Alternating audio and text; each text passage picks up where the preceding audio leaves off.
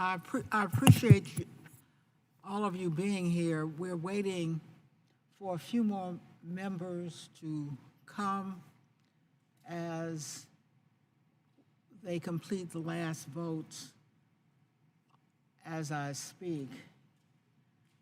And then I'll have a little bit to say. As I will explain when members get here, I have an amendment on the floor. So my staff will let me know when I have to leave. Of course, I'll come back. But we will wait. The members will be sitting over there.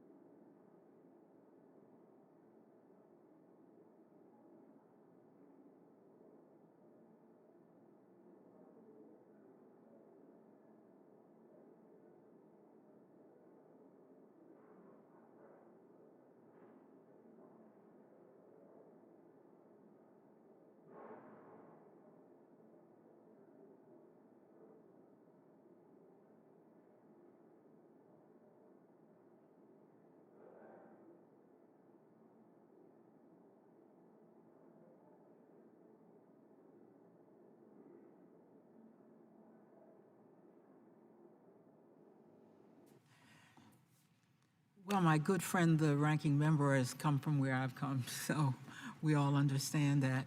And we're about to have a joint reception of Republicans and Democrats because this committee works together. This is the kind of thing we do together. I just want to start off. Roundtable is done a little differently. I'm going to ask the ranking member after I speak, of course. But in a roundtable, as the members are able to come back, anybody can jump in. We're going to hear, of course, from you first. We're also going to get a video. Maybe we should start with that. Are we able to start with that even before I speak? That's up to you. Let's start with the video. If it's going to be delayed, I'm going to speak. Okay. What is smart mobility, and how does it apply to you?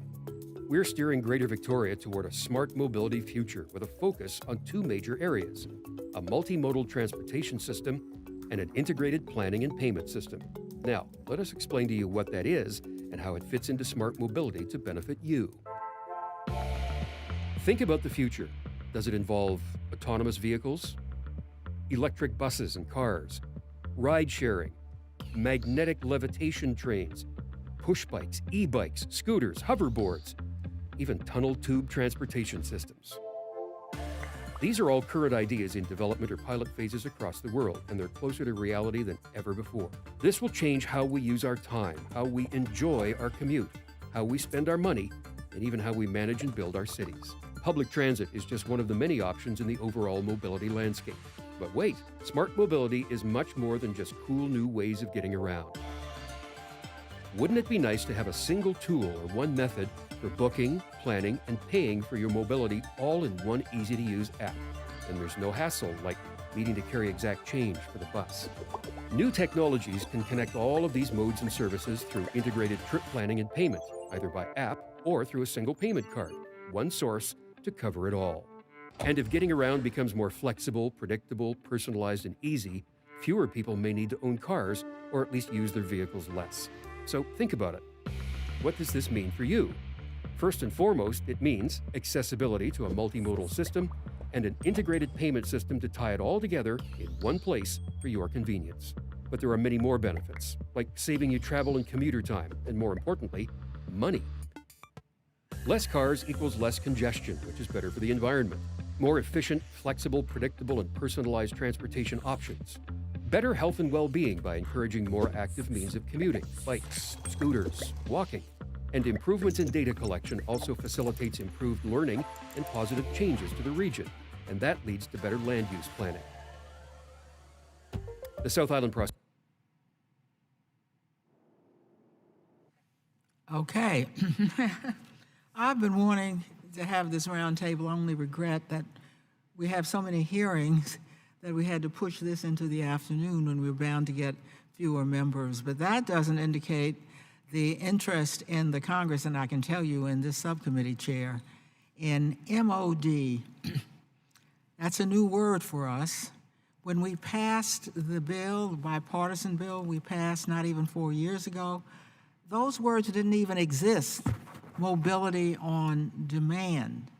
That shows you how Congress has to catch up. And so what we want to do today is to determine just what Congress should do, because mobility on demand is out there. Now, if you go into my district, and members do, of course, you will see mobility on demand everywhere you go. Indeed, what makes me want to hold this roundtable is not only its time, but I want to ride a scooter. And I must say that we're having trouble getting a place. We're trying to get a place where these MODs can gather, especially the scooters, so that people can see how they operate and even ride them. I'm having trouble with the Capitol Police because I wanted to have it right out in front of the Capitol. I'll find a place. This is, after all, my district. But this isn't, scooters may be most intriguing because you see them everywhere, but you also see everywhere lots of MODs. You see car share and bike share. You see micro transit. as we call it, where you can go short distances and tool up with public transit. In other words, in 4 years, there's been a revolution in how to get around. What's most important about this is that it's relieving congestion, and otherwise, I can say to you, I don't see any way to relieve congestion. The first and public mile to public transit is particularly intriguing. So it won't take you the whole way. The scooter won't take you the whole way. Micro-transit won't take you a whole way. But look at the way that's relieving and enhancing public transit to have these other modes of transit on the roads. Above all, it means fewer drivers. There would have been no other way to get drivers like me on the streets. Remember, I'm getting on one of those scooters without this kind of MOD. So what we're trying to do is to ask our witnesses to help us to determine how to sort this out, how to make an even playing field for providers of MODs who are having such an impact even before Congress has gotten there. I hope you can help us define Congress's role better without shutting anything off, letting 1,000 flowers bloom. I'm going to ask my good friend, the ranking member, Mr. Davis, to say a few words. I do want to thank Chairwoman Norton and also our panel. Excuse me. Saw my good friend Greg over there and he choked me up. Apologize, Greg. Hey, this roundtable is a free-flowing discussion that I like this format. We get a chance to ask questions back and forth. You get a chance to, in a lot less formal setting, talk to us about what you think the MOD movement's all about, and tell us about what you think the future is going to look like. It's pretty telling. I agree with the chair when she said just a few years ago, who would have ever known that I'd have the chance to see my good friends Jeff Denham and David Valadeo zooming down the street on a scooter in the San Diego area last year when we were on a border tour. It was scary enough seeing those big guys on a scooter, let alone asking me to join them. And my answer, of course, was no. But this technology is here. This is what we need to look to when it comes to policies at putting good regulations in place that don't stop the investment in technology that we see on the streets today. But we also want to make sure they're safe technologies. This is no different than a few years ago when UAE came onto the marketplace. And how do we establish provisions that allow the technology to continue to grow, but at the same time, don't have bureaucracy stopping that growth and stopping the new innovation? So we're here today to hear from you. I'm excited about it. I certainly hope that, we've got Ms. Miller and Mr. LaMalfa here. I know they want to hear from you. I just hope you're going to shed some light on some of the policy initiatives that you think are going to work. That's the key. That's what we need to know as we move into the reauthorization process of the FAST Act. I look forward to working with you all, and I look forward to hearing from each of you today. And I certainly hope that Greg doesn't choke me up again. With that, Madam Chair, I'll yield back. Thank you, Ranking Member Davis. So we're going to start right out, asking each of our witnesses to speak 5 minutes. Unfortunately, the monitor is behind you, but staff is keeping track. You can reasonably figure what 5 minutes. Why don't we start with you, Scott Bogan, Executive Director, Community Transportation Association of America.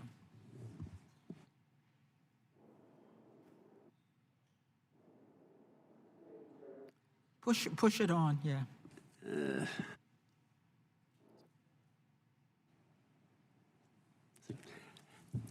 Thank you, Chairwoman Holmes Norton and Ranking Member Davis, other committee members here. I'm Scott Bogan. I'm the Executive Director of the Community Transportation Association of America.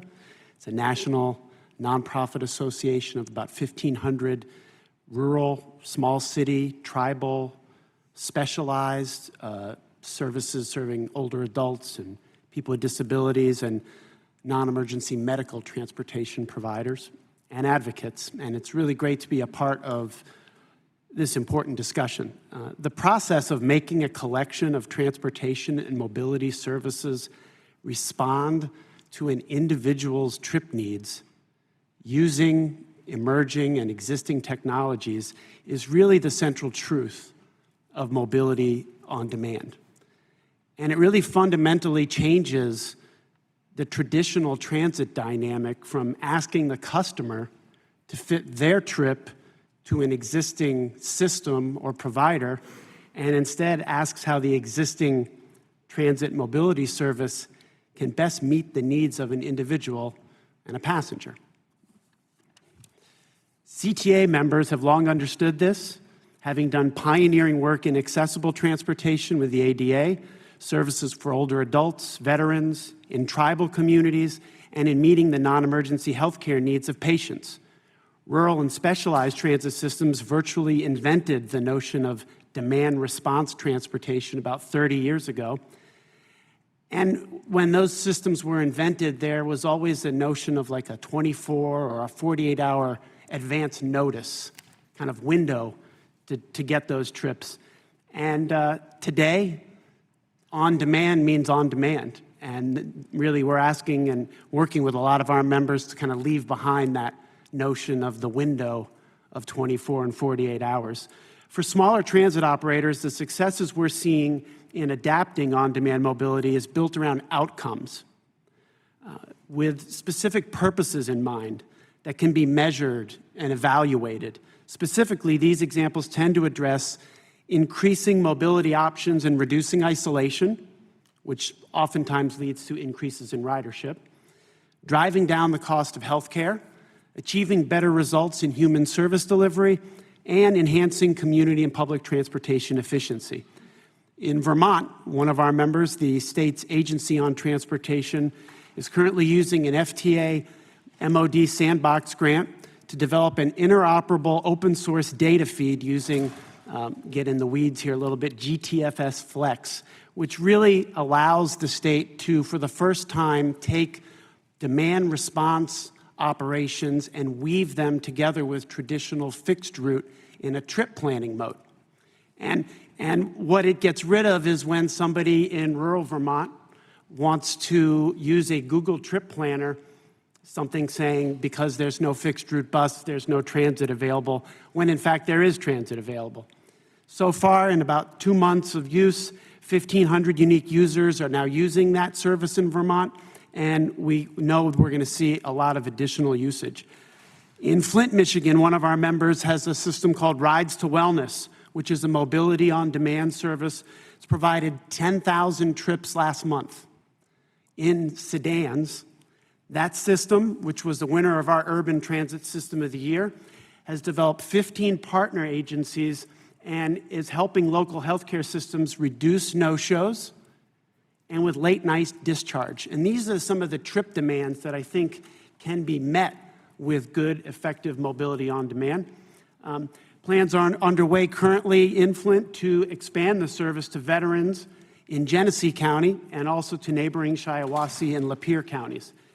In central Oklahoma, specifically Oklahoma County, the Arnall Family Foundation and state human service leaders knew they needed to address the mobility challenges in increasing successful reunifications of biological parents with children placed in the state's foster care system. CTAA has partnered with the fixed route operator in Oklahoma City, Embark, and the Oklahoma Transit Association to win the grant. And we are currently in the process of developing on-demand mobility using technology and a network to help reunify biological parents with their children in foster care. These are just some of the examples of the innovative work underway around the country that's turning mobility on demand from a promising concept into a reality. It's essential that the FAST Act's successor provide the continued federal investment and even incentives to continue the progress we're seeing across the country in mobility on demand. Thank you, Mr. Bogan. Thank you. Please wind up. I want to go next to Faye Dasky, Senior Policy Analyst of the District of Columbia Department of Transportation. 5 minutes. Good afternoon. Into your microphone, please. Good afternoon, the Honorable Chair and members of the committee. My name is Faye Dasky with the District Department of Transportation, Office of Policy and Legislative Affairs. I'm delighted to be here to answer any questions regarding mobility on demand or MOD services in the district. The transportation sector has seen rapid transformation over the last decade with no signs of slowing down. This has fundamentally changed the role of DDOT as we work to both welcome this innovation and to ensure that it meets our goals to reduce single-occupant vehicles, increase transit mode share, and ensure public transit remains the backbone of our transportation system. The district was one of the first markets for for-hire vehicles in 2010. With the goal of reducing pedestrian vehicle conflicts along high-demand corridors, we implemented one of the first pickup drop-off zones for for-hire vehicles in 2017. The district has also been an early adopter of scooters. As a part of our goal to reduce single-occupancy vehicle rides in the city, DDOT set up a pilot program for dockless bicycles and scooters in the fall of 2017. During the demonstration period, we had frequent roundtable discussions with companies regarding data sharing, safety, equity, and the usage of these devices in public space. The overwhelming use of these mobility options inspired the official permit program in 2019. We view mobility on demand as a valuable toolbox from which to address our city's unique travel needs. Our approach to date has been to first pilot emerging mobility solutions, such as dockless vehicles, as a means to better understand their value and requirements for integration. Through working with private providers, analyzing data, and receiving public feedback, we have refined the way we approach new mobility options in the district. We have learned that preparing for the future of transportation in the district requires us to remain agile as emerging technologies become available. We continue to remain focused on what these services can add to the district and how they can be optimized to benefit our residents regardless of where they live in the city. Thank you for your time, and I'm pleased to answer any questions regarding the fast-evolving ecosystem of mobility on demand. Thank you very much. Going on now to Michael Hayes, Director of Government Affairs, Consumer Technology Association. Thank you, Subcommittee Chair Holmes Norton. I'm a constituent of yours in Ward 5, so thank you for having me here today, and Ranking Member Davis for inviting me to this important discussion. I'm Michael Hayes, Director of Government Affairs for the Consumer Technology Association, CTA. We're the trade association representing the $351 billion U.S. consumer technology industry, which supports more than 15 million U.S. jobs. CTA member companies like Uber, Lyft, Daimler, Bird, and Lime are revolutionizing the way that Americans travel. Never before have people had so many transportation options at their fingertips. A commuter from a suburb, for example, can choose to take a shared ride to public transit rather than having to pay for expensive parking downtown. Dockless scooters and e-bikes make local restaurants or shops immediately accessible to surrounding neighborhoods. At their core, these new technologies have one thing in common: consumer choice. No single mode of transportation is going to solve all of the needs of all Americans. Diverse trips demand diverse solutions. This is where technology thrives, giving consumers the ability to fill gaps and inefficiencies in their daily transportation needs. I'd like to give you a quick overview of how people are using some of the technologies that our member companies create. First, ride sharing.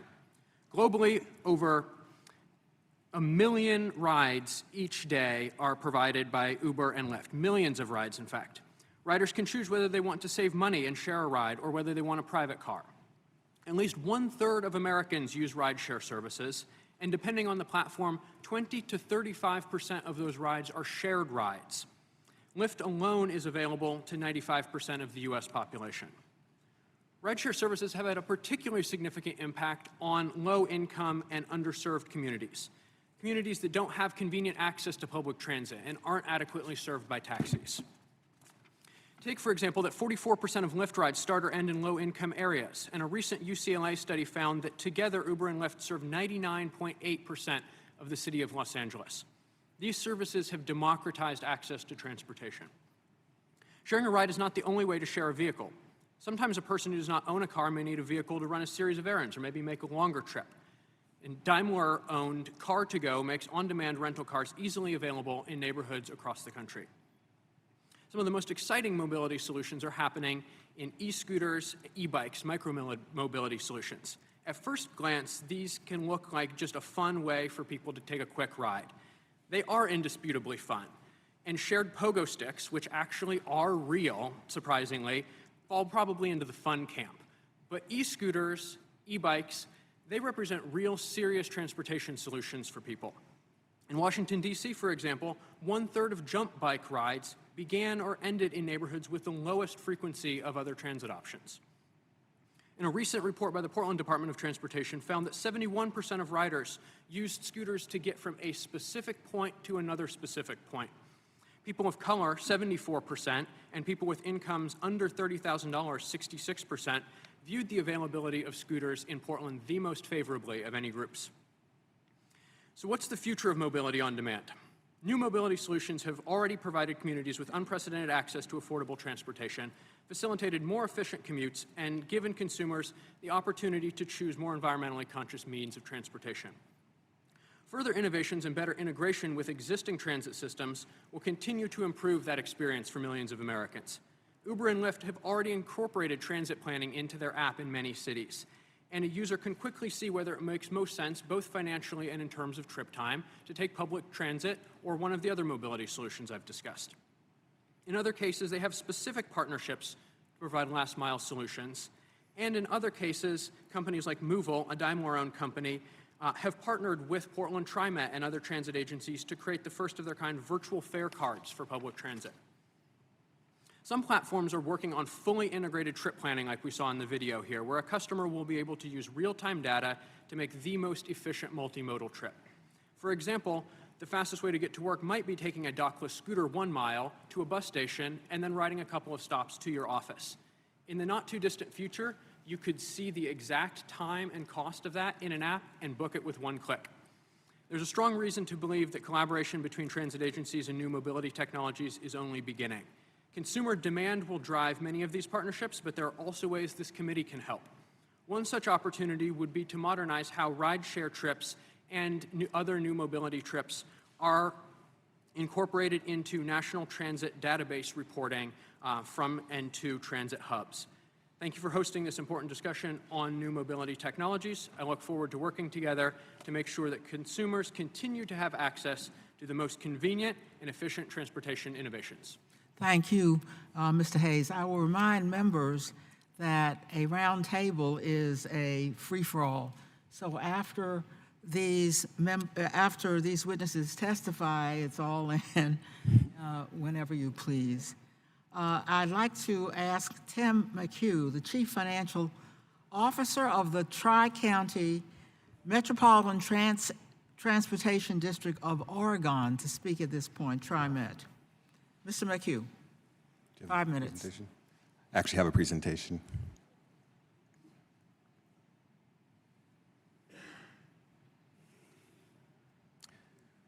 Good afternoon. My name is Tim McHugh. I'm the Chief Information Officer for TriMet, which is the Mass Transit District in Portland, Speak into that microphone. I'm sorry. So I'm here. I'd like to tell you a little bit about what the advances we have been making in mobility on demand. Next. So at TriMet, we recognize that while mass transit is the backbone of the transportation in the region, there is all of these things that we've been talking about exploding around us. And that we need to make sure that we don't let this become chaotic, that it become a chaotic Wild West of transportation with the potential to have negative impacts on congestion and equity divide. So the first step that we took in this is to take a look at how we can bring together all of the modes that are available from a consumer's perspective and make them visible to them. Next. Back in 2009, TriMet convened a group to create what's known as the Open Trip Planner. It's an open source software application that is used to combine transit, biking, and walking. Next. That is now deployed in dozens of countries, both cities and countries worldwide, proving that it is actually very effective and tool that it can be replicated in anywhere in the world. Next. With the FTA's Mod Sandbox grant that came out a couple years ago, we looked at what we could do for that to advance OTP to the next phase. So what we did was we looked at all of the different shared use modes and how could we take all of those and put them into a single mode, a single trip with all modes considered as a part of that mode. So a really truly intermodal trip. Next. Our solution, as I said, pulls in all of the different modes. You can see visually there, currently it supports bike share, car share, and biking alone. Next. The strategy we took with this is important. As I said, it's an open source software project, and what we wanted to do is then extend that into open data and open standards to make it so that it's truly possible to do a implementation anywhere in the world. Next. While trip planning is an important part of the mobility as a service or mobility on demand or mobility management or whatever term is thrown out there, depending on who you're talking to, it is just one component of an overall platform. Next. Integrated payment is another big piece of that. Integrated payment means that we can pass the funds from one party to another. That's a really complicated endeavor. That is something that I think many people are looking into, and it is a big project. Next. There's lots of features in the new beta trip planner. It was released in March. It is now not only a desktop application, which it was previously, it is now completely mobile, and it provides trip planning for all of the modes that I mentioned before. Next. It also combines real-time information. If you look at this slide, you can see that there's up in the red portion of it there, that's the Portland Airport, trying to take a trip to the St. John's area, which is a suburb in Portland. That's a very long trip, and this is at night. If I were presented with this, I wouldn't take it home. It's just simply too long. Next. If you combine that with Uber, though, you can see that it provides a much more practical option that you could take an Uber for the first leg of the trip, hook you right into the transit trip, and get you home, and it's at an affordable cost. From this application, when you execute that trip, you can click on the first leg, and it will take you directly into the Uber app, so that it passes your origin and destination information to the app, so that it brings you into the app next, directly and ready for you to execute the trip. That's really important because fumbling around between all of the apps and all the different providers is a barrier. You really can't just conceptually think of all the options that you have right now, have all of those apps open on your phone and go around. You're not going to do that. You're just going to choose one and move on. Next. There's lots of other cool features. We talked about bikes, dockless and docked. This will show you the locations of the bikes, the docks, the amount of bikes that are available, slots that are available to park your bike, and it's all real-time information. Next. As an example of the replicability, like I said, we just released this in March to the public for the first time, and MARTA already has a test instance of this up and running. So in just a couple of months, another agency was able to take this and get it up and running. You're coming up on 5 minutes. The approach is important. You heard me say open data, open architecture, open this, open that. I know those are a lot of technical terms. Open APIs is a technical term, but this is critical in order to put together the infrastructure required to provide what you see in the lower right-hand corner, rather than a bazillion apps, being able to open up the marketplace and combine services in a coherent fashion to the public. Thank you. Thank you very much, Mr. McHugh. Next, Brad Miller, Chief Executive Officer, Pinellas Suncoast Transit Authority. Thank you, Chair Norton, Ranking Member Davis, and the rest of the committee. I'm really honored to be here. As the CEO of the Pinellas Suncoast Transit Authority in beautiful St. Petersburg, Florida, it's a real honor for me to be here and present to your committee how PSTA, my agency, is transforming itself from a traditional role as a public transit system providing bus services to becoming a true mobility manager for our community. PSTA has been honored to be leading the public transportation world toward this new mobility paradigm. We started down this path back in 2016, when we were the very first public transit agency in the world to partner with a transportation network company, Uber. At the time, public transit was viewing the TNCs as the enemy that was threatening the industry, and we were able to change that perspective with our launch of our very first program, our first mile, last mile partnership with Uber and taxi companies to take advantage of the new technology and to provide connections from neighborhoods and businesses that weren't directly on our bus lines so that they could connect to the transit network. Beyond demonstrating how TNCs could help public transit access more customers, that first partnership was even more valuable in establishing a great relationship between Uber and PSTA. Soon after, we launched our second and most successful partnership entitled our TD Late Shift program.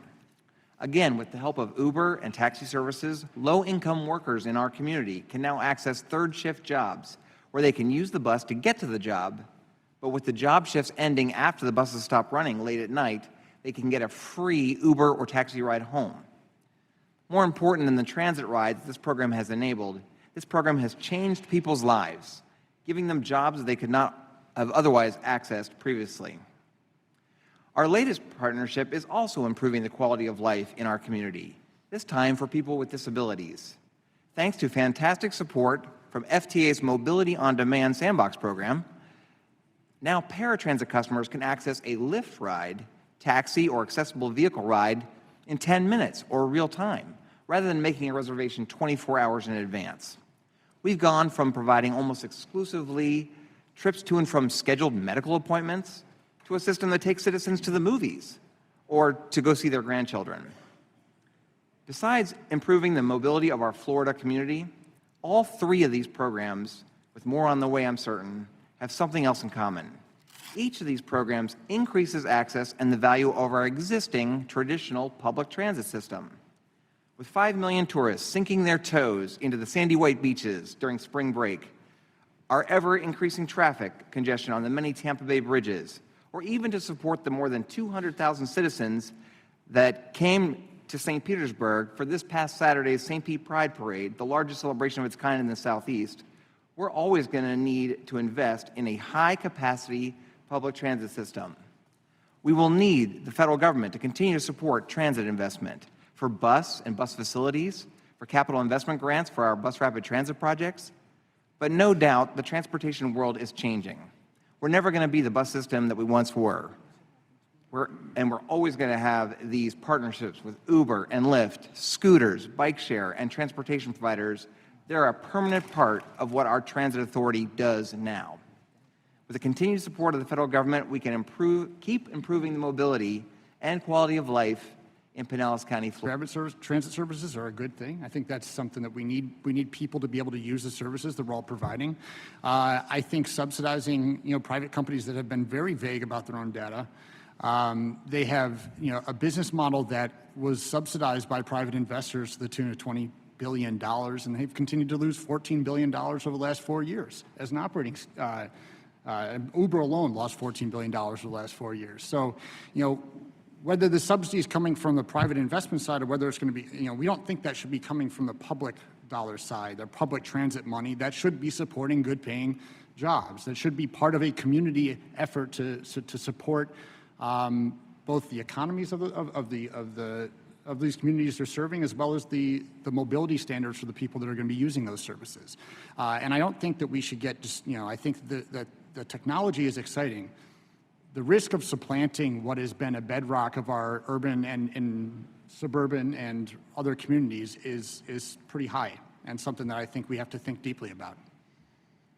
I'd like to ask a question as well. Over here. Can I add one thing to that just before we move on? The one thing I would add is, with transit anyway, the measure is always ridership.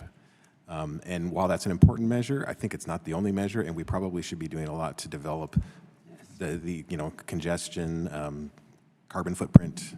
There are a lot of other things that we should be paying attention to so that we optimize the service and get the right tool for the job. Thank you. Are there any programs in place that focus on MOD in rural areas?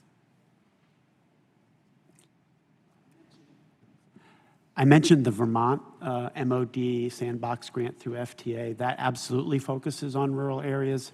It incorporates all of the rural demand response service in and around the state of Vermont into a seamless trip planning tool so that you can be in the rural parts of the state and access other rural parts of the state through an integrated kind of on-demand app. That's one that certainly is out there.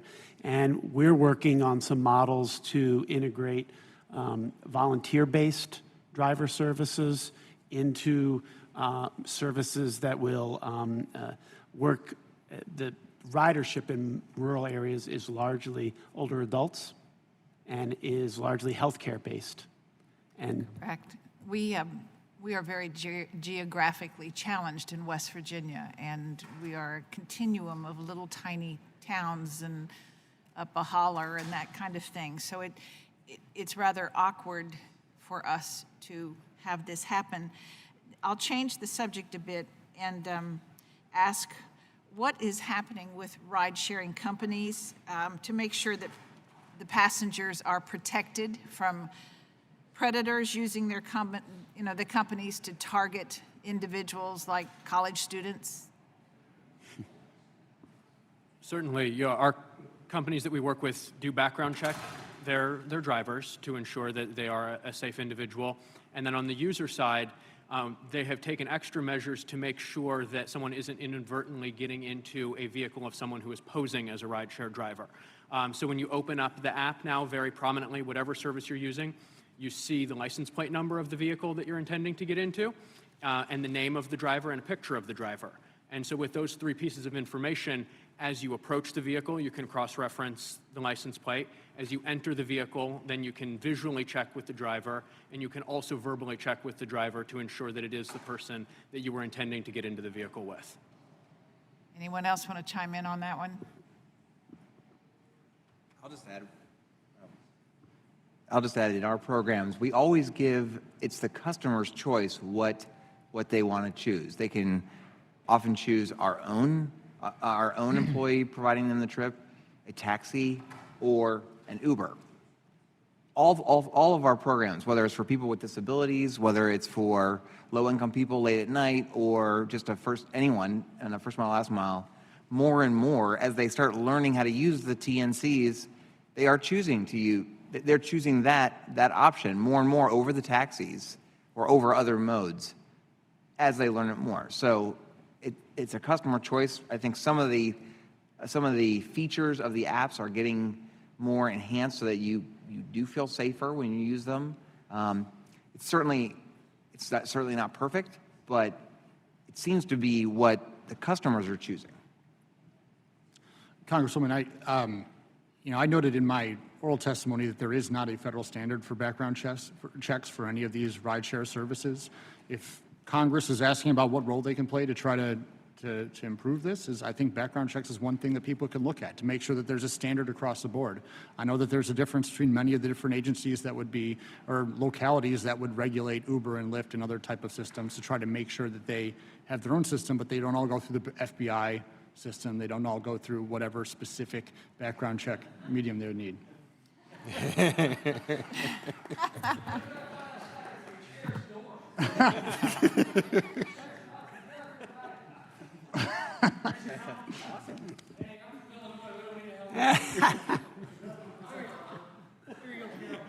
Thank you. I'll take it home.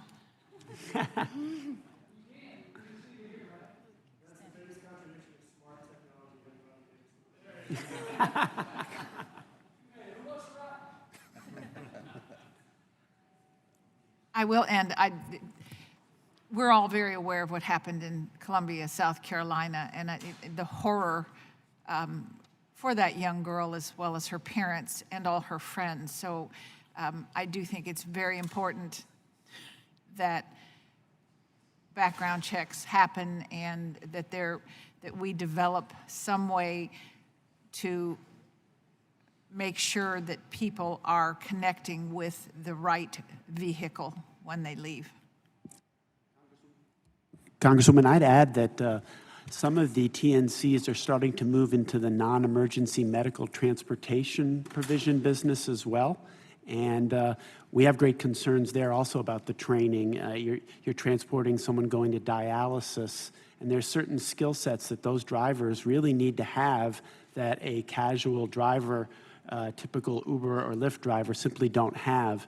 That, and we have a lot of concerns about a lot of states and their Medicaid offices looking to go to TNCs to provide those trips, but not having the kind of training that's necessary. I wanted to add that I think it's really important that we look at the conditions of operation, that we get much more aggressive about what the conditions of operation are within the city. I think every single one of us wants the same thing, and there's plenty of playing ground for everybody to have. There's really not a competition going on. What competition is against the single occupant vehicle.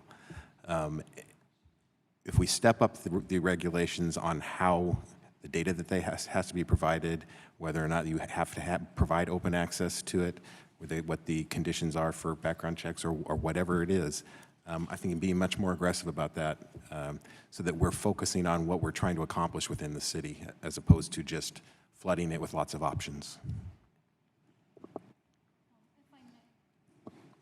If I may, regarding data sharing that you just mentioned, we as a transportation agency need data for planning and regulatory compliance purposes, but we understand that there's there are privacy concerns around these topics. And therefore, through the Open Mobility Foundation, which was launched this morning, and DDOT as a founding member of, we have been on the table with a cohort of cities and organizations such as NACTO, the National Associations of City Transportation Officials, to discuss how we can use data management platforms to interact with mobility on-demand services.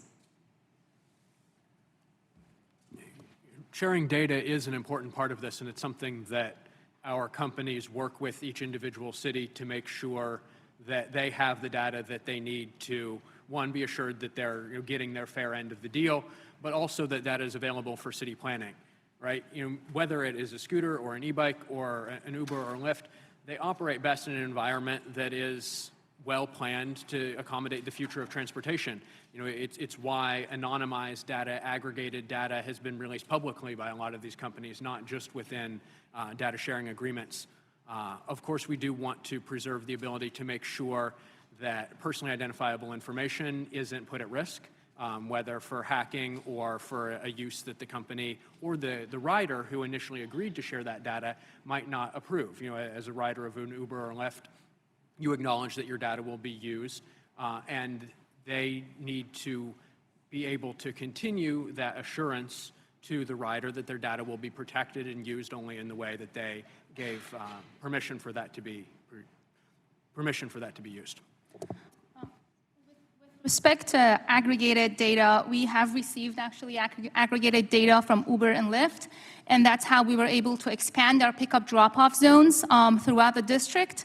However, for some other planning purposes, we need more detailed data, but we also acknowledge that any mobility data should be treated as PII, personally identifiable information. And so therefore, if the cities have the ability to get the data, detailed data, they can regulate that and make mobility data PII so that in terms of FOIA requests or if they were to be a data breach, people's information don't get used by other entities or bodies.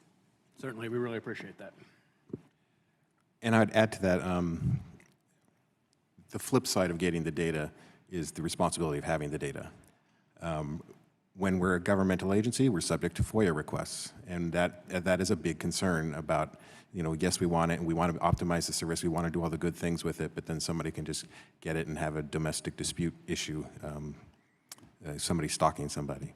I think it's, within the state of Oregon, we have a bill that went through with regards to our electronic fare system, so that any of the tapping around the system, all the data from that is exempt from FOIA requests. I'd like to see travel pattern data in any form to be exempt from FOIA requests. The district agrees to that as well. Appreciate that again. Well, I'll take a swing at this too. I'm Doug Lamalfa from North California, inland from Mr. Huffman there. We have our two large cities, and this makes people from other areas laugh, are just under about 100,000 each, and then the rest of our cities are, I'll call them mid-size, or I can't think of one that's over 20,000. That might be generous. So you have a lot of medium-sized cities around, 8 to 12,000, and most everything's at least 20 miles or so from the next one or more. And then you have a lot of really small towns in the range of 3,000 down to 500. So, and the two larger cities are about 70 miles apart. It's an 11-county district.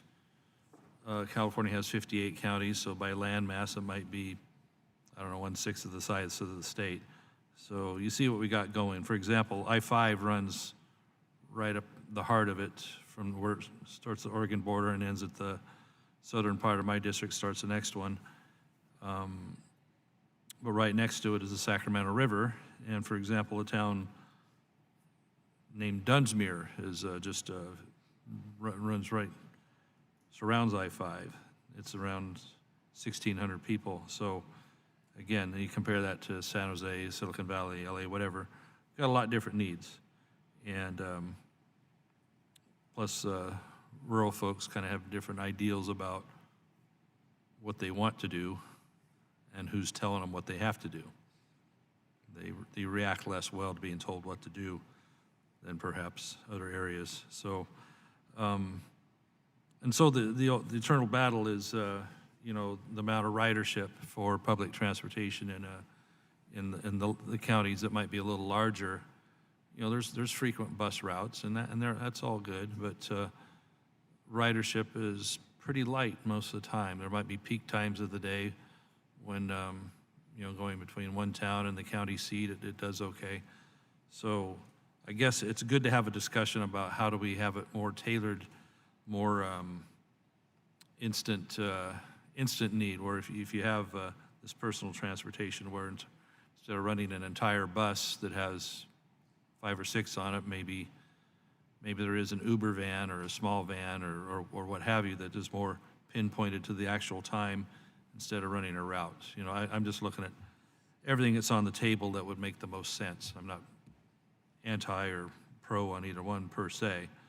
So in a rural population, like what Ms. Miller was talking about, almost everybody has a car, some type of vehicle like that. And if they don't, their neighbor, their relatives is probably taking care of them if they are needing transportation to a medical need, or they are getting that occasional, some form of cab ride. So, and it's tough for these rural towns to install, bus routes and have a whole lot of public transportation. They might have a very limited amount that makes sense on a peak time during peak days. So, so this kind of ends up being maybe elderly folks with disabilities, and a lot of that might actually be veterans as well. And they have a long ways to go to get to veterans facilities. So this all said, I'd throw it back to the panel here. Start with Mr. Bogan. What are some of the ways we can achieve a on-demand mobility and in the much more rural areas like this, where you're not going to get the economy of scale? And is there a model for private companies to do that, or is there a reverse model of a public-owned one that can operate on a little more mobility on demand, a little more Uber style, call it when you need it type thing, and they can have that mobility, and the price per trip may not be the cheapest, but it's more tailored towards when it's needed, which might be more efficient in that sense. What do you think? There are options, and in communities like yours, we work directly with them. Those are our members. And Oftentimes, there are federally funded transit providers that are doing specialized services, so they're targeting certain populations, seniors, people with disabilities. They're typically not doing that on fixed routes. They're doing that in the traditional demand response mode that we are trying to move into on demand. So again, I spoke earlier about those 24 and 48-hour advance notice windows that have traditionally been a part of those services. The concepts that the TNCs and the urban areas are bringing together can be applied in rural America. You're spot on that the approach has to make sense in the community. And so one big piece of this is really understanding population demographics and demands and needs. And it also has to take into account volunteerism in rural communities, which is different. It has to take into account those distances that you're talking about. And so mileage-based concepts have to be brought into it, because you may have a veteran that needs to go 2 or 3 hours one way to a VA center or a CBOC. Unless we can better implement veterans' choice and you can go to a local one. Different committee, different topic. That would solve a lot of problems on the transportation side. So those options are out there, and I think this next round of federal investment in surface transportation has to incent rural and smaller communities to adapt these kinds of ideas. And these sandbox grants that have been applied in rural communities are great tools to learn, and we're then engaged in taking what's learned and broadcasting that out across the country so that everybody can benefit from those. Anybody else on the panel want to touch that? Yes, sir. Congressman, in the northern part of our community in Florida,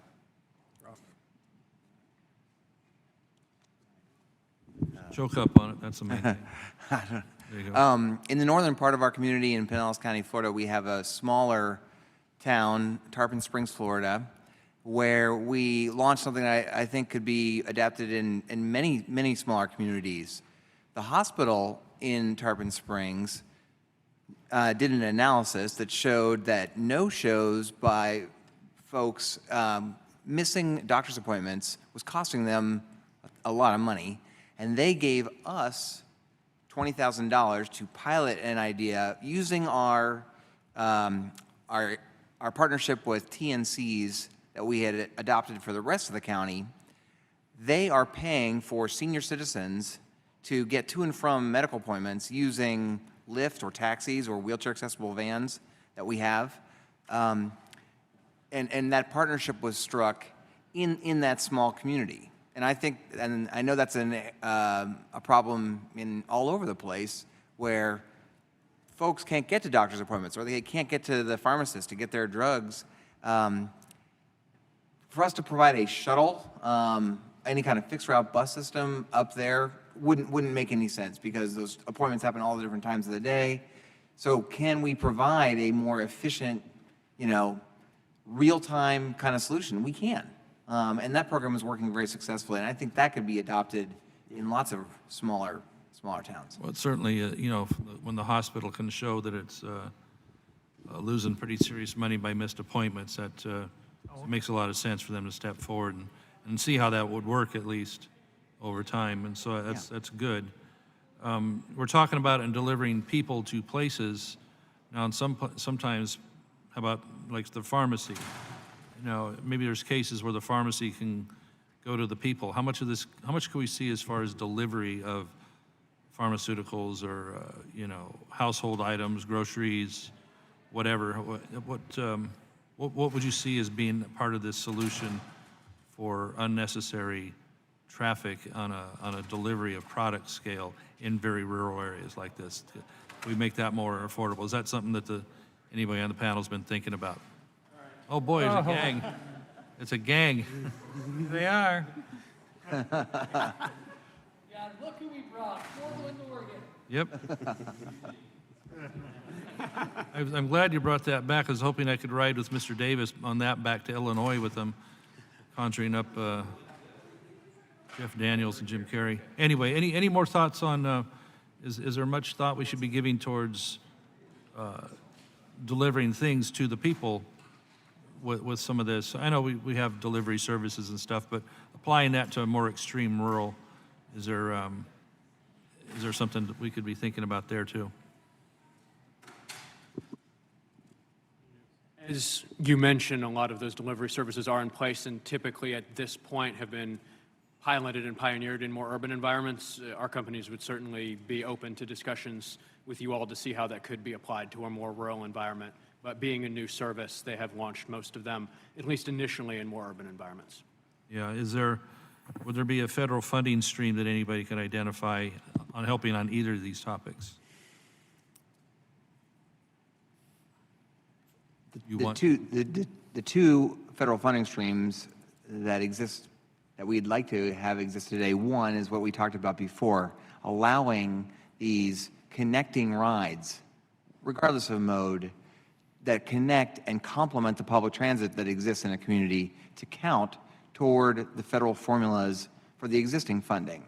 Second is the innovation funding, the Mobility on Demand Sandbox program that the Federal Transit Administration has implemented that we've spoken about a lot on this panel, where that's the funding that we access to try these innovative ideas without really the risk. If they fail, we can modify them, or we're not going to be penalized in any way. Right. That program, we certainly would advocate that Congress should continue to support. So not unlike what the gentleman from Portland was talking about, a mixed mode where it might make sense to do an Uber or Lyft for a distance and then get to an existing structure, a transit, and have a short trip that people will actually use, that type of thinking?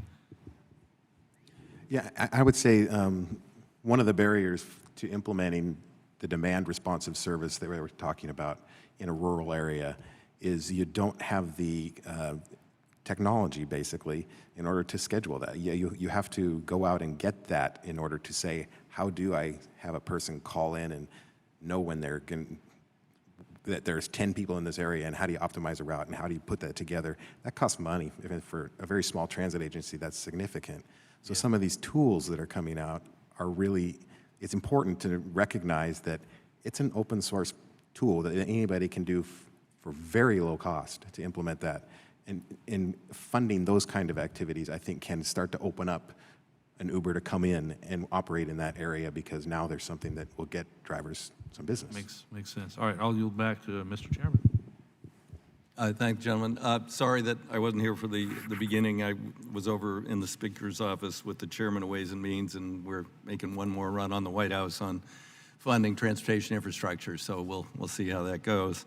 I was just in Berlin with the committee, and they were about to launch an app there where wherever you're located in the city or suburbs, you input your location and your destination, and it'll give you every conceivable option to get there, whether you start with a scooter, an electric bike, you walk, there's local conveyances, and then, take you to a traditional transit, the whole, everything. And that's, I assume we're looking at doing similar things here, which would be really helpful to people to just let them know what their options are. But I want to ask one other question, and, this is, I believe as we rebuild and build out the future infrastructure, we've got to deal with defossilization.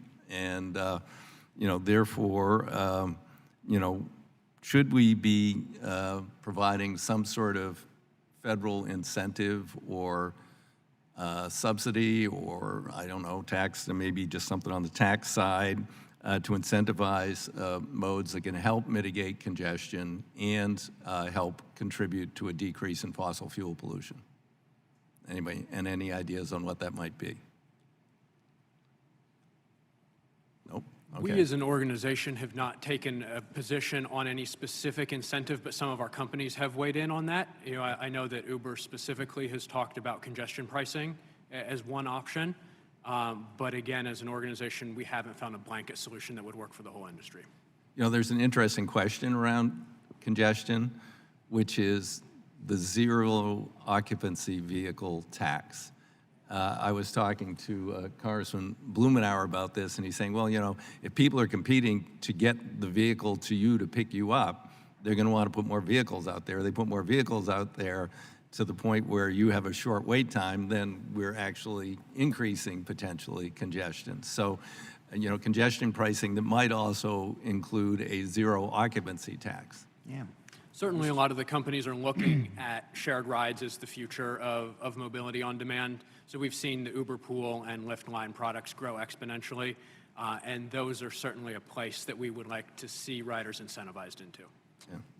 Mr. Chairman, I would argue that investment in robust transit systems with, whether it be through trains or high occupancy buses or passenger rail are a way to really reduce greenhouse emissions. I think those are important systems that are already in place that we need to make sure are accessible for more people. We need to make sure they're running clean vehicles. We need to make sure they're growing and providing better services for their constituents. And I think there's a real solution already in place that we need to have a better federal investment in order to provide real opportunities for people. Totally agree, and that was a big part of the speaker was asking me, what do you need if we do a bill? And I said, well, just to bring existing transit up to a state of good repair is $100 billion.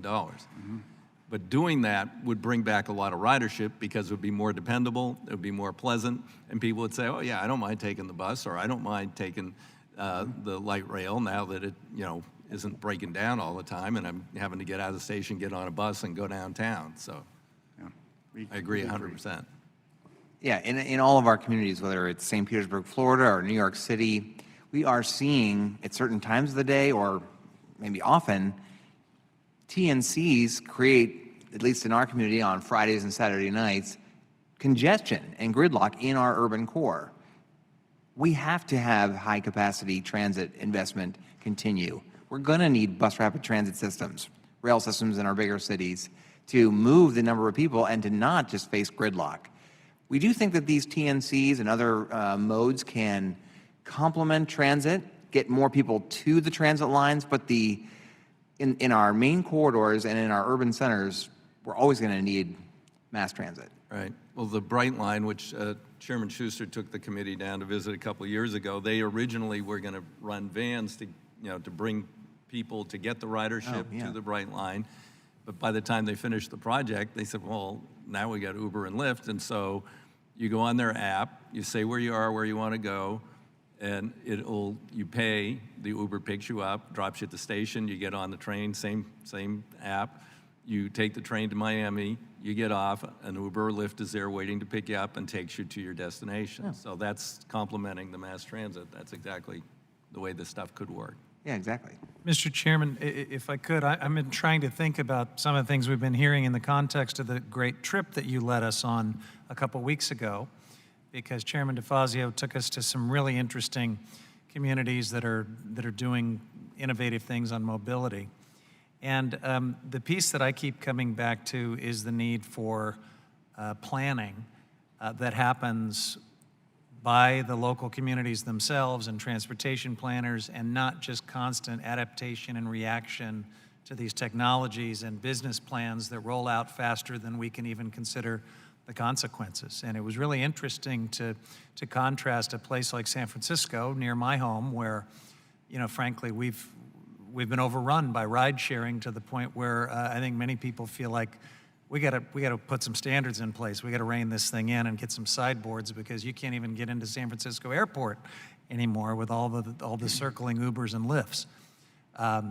To a place like Dijon, France, where as part of an integrated plan, this entire city put out a mobility contract that covered everything. And a single pass now lets the citizens of Dijon access bikes and scooters and electric buses and rail and everything they need. And it's all integrated.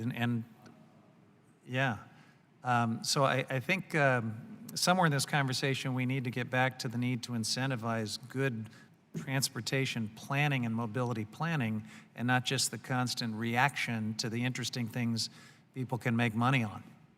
Because we got a lot of scooters laying around on the sidewalk right now, and I'm not sure 5 years from now we're going to think that's a good idea.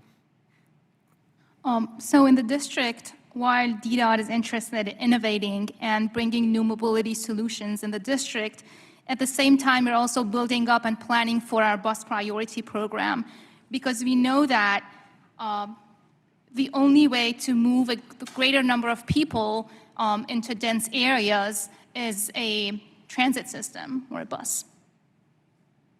Yeah, and I would add that there's a lot more we can do to prioritize transit traffic. I think that putting the mass transit need for the roadway above the others is a big area where there's a lot of potential for growth. Bring up something quickly personal since you happen to be here. I live on a boat. I live at the wharf. It's a disaster. And if you're going to double the size of it without changing the patterns and the options, you're going to have permanent gridlock down there. I'd love to have you come in sometime and chat about it. Yeah, I certainly. have some ideas. Yeah, certainly.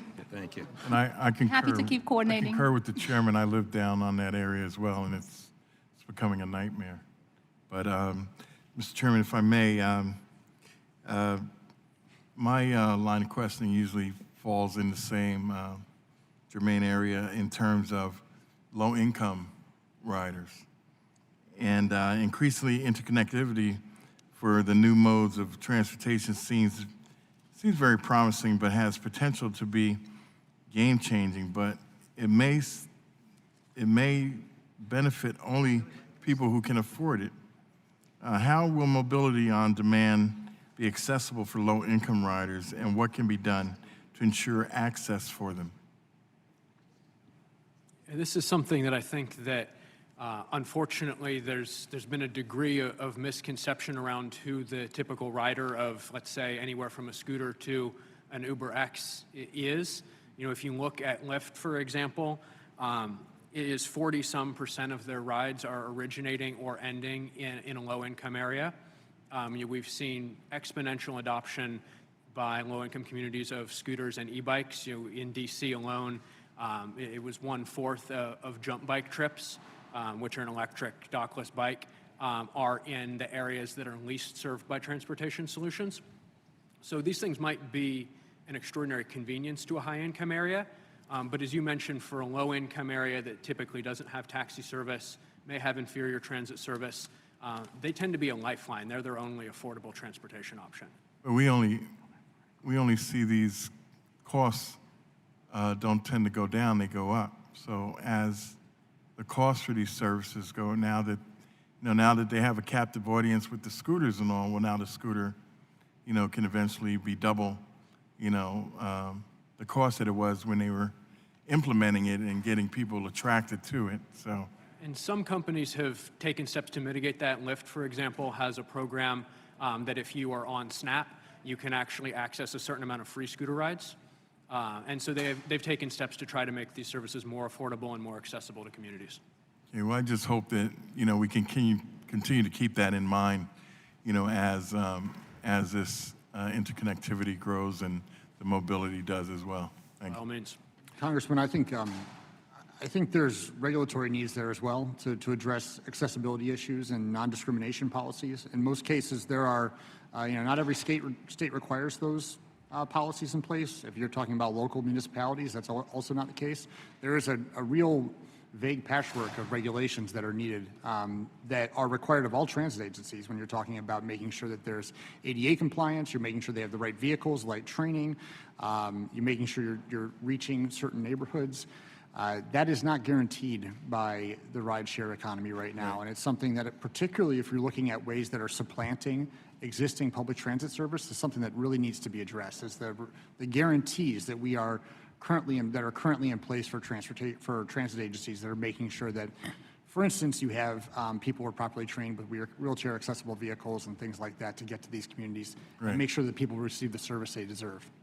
Yeah, I just had a group in to see me today that is concerned about, the automation of cars and, not having to actually physically drive them anymore, that there is an ADA component built into some of the models of these cars. So a car could be for anybody, someone with, handicapped or ADA compliant issues, that these car companies are creating at least one model that would accommodate them regardless of what their situation circumstances. So it's something that we definitely have to watch as we move forward in this space.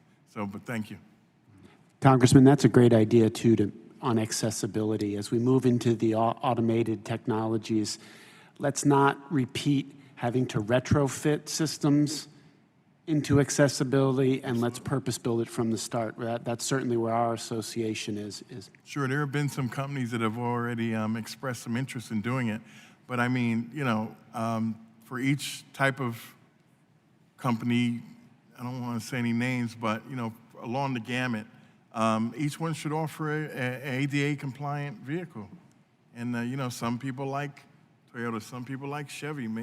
Each manufacturer should look at having something for that population, since you're not going to need the actual physical driving of the vehicle anymore. So Exactly. thank you. I would just add, it certainly is a challenge, but exactly what you brought up about this new mobility paradigm is raising a lot of questions about access.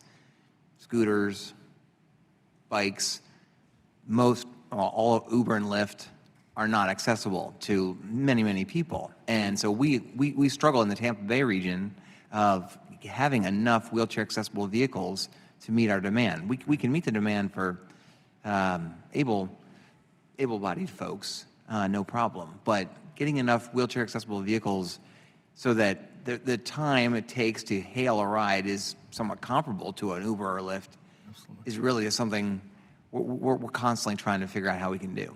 And it's something that I'm very sensitive to, because although I'm not have an ADA issue, there have been, times when the people were talking today about waiting for a cab or someone, and the cab is ADA compliant, but they see them there and they just go by them. They don't want to stop and pick them up. And I'm sensitive to that for another reason. So it's something that we have to pay attention to, as we move forward in this. And they said the Uber and Lyft the same way. It's very difficult for, Uber and Lyft to accommodate, ADA, people that have ADA issues. 100% in agreement with you that we have ways to go in terms of getting this right. There have been significant strides for access, particularly in the non-ambulatory impairment space, so people that may have an auditory or visual impairment, because of the technology that's built into these apps, are able to use them just like anybody else. And therefore, that person is not requiring a specialized mode of transit. They can get access much quicker. That does open up wheelchair vehicles that may have otherwise catered to people with non-ambulatory disabilities to be available exclusively for someone that did need a wheelchair accessible vehicle. And on another point, Mr. Reagan, as you're aware, some transportation workers, such as Uber drivers, incur fees and expenses that can result in far lower take-home pay than other transportation workers. Innovations such as mobility on demand should not be built on the backs of low-income workers, potentially furthering the cycle of poverty. What can be done to ensure that these new jobs are good-paying jobs? Well, I think we need to make sure that these companies are held to the same standards that that we hold our transit agencies to. We need to expand their ability to collectively bargain. I think that there is, in many cases, if you're talking about Uber or Lyft or any of these technology, they're classifying themselves as technology companies. They're not transportation companies. They're not providing transportation. They're providing technology. And if we're talking about real transportation solutions for our communities, then they need to be, I think the regulatory policies have to reflect that the entrants into the market need to be following the same types of laws, regulations, labor policies that other transit agencies and real transportation providers are subject to. The moment we start talking about federal subsidies, state subsidies, that public money, these things need to be applied. And I think that's an important part of all of this, is to make sure that they don't, new entrants are subject to the exact same standards and the same non-discrimination policies, accessibility policies, all of the issues that we're talking about right here. Once you start getting public money, that needs to be applied to them, regardless of whether you consider yourself a tech company or not. You're providing a transportation service. Thank you. Thank you.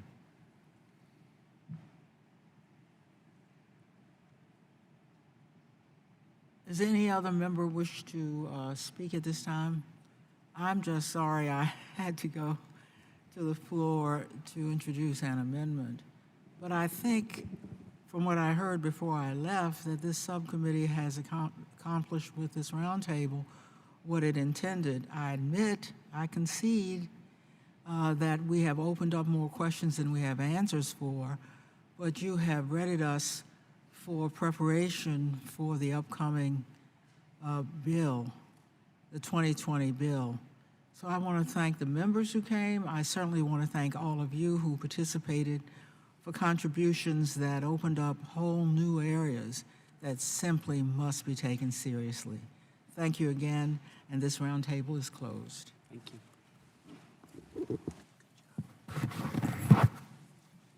By the end, we figure the mics out. I know, right?